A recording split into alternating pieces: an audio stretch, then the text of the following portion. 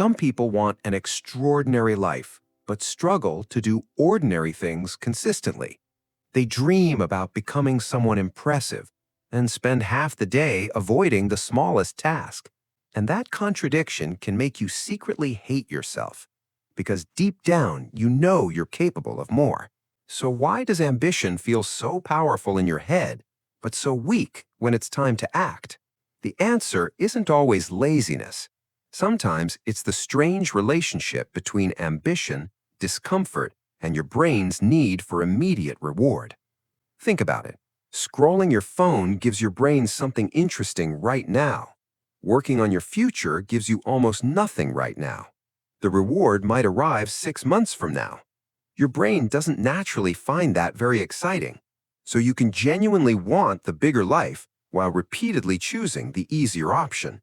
That's the first contradiction. But there's another one that's even more interesting. Sometimes ambitious people become addicted to imagining their future. You picture the money, you picture the body, you picture the career, the freedom, the respect. And for a few minutes, you almost feel like you've already become that person.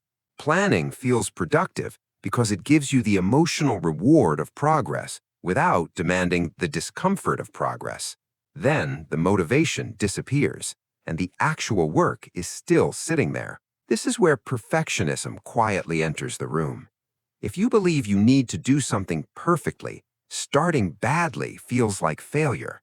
So you wait for the perfect morning, the perfect routine, the perfect mood, and somehow tomorrow always seems like a better day to begin.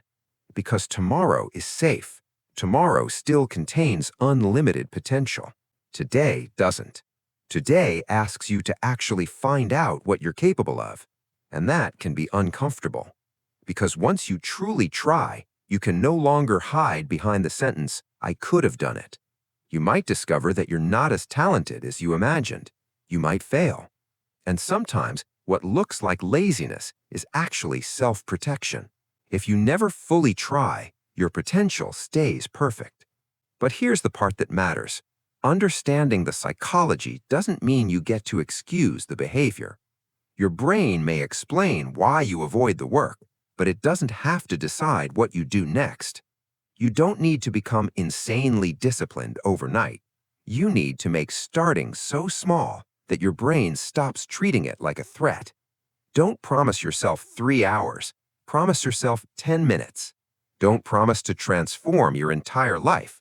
Promise yourself one action today. Put the phone in another room. Open the laptop before you need it. Leave the book on the desk. Make the right action easier to begin. Because once you begin, something important happens. You give your brain evidence that you're someone who follows through. One workout becomes evidence. One page becomes evidence. One application becomes evidence. One uncomfortable conversation becomes evidence. And slowly, your identity begins changing. You stop being the person who is always planning to become disciplined. You become the person who simply does what they said they would do. That's when ambition becomes powerful. Because ambition without action is imagination, and action without ambition can feel empty. You need both. So maybe you're not as lazy as you thought. Maybe you've been caught between a huge desire for your future and a brain that keeps protecting you from the discomfort of getting there. But you don't have to keep protecting your potential. You can finally give it somewhere to go. Not tomorrow, not when you're motivated, not when everything is perfect, just one small action. Because the extraordinary life you've been imagining doesn't begin when you finally feel ready. It begins the moment you prove to yourself that you can move.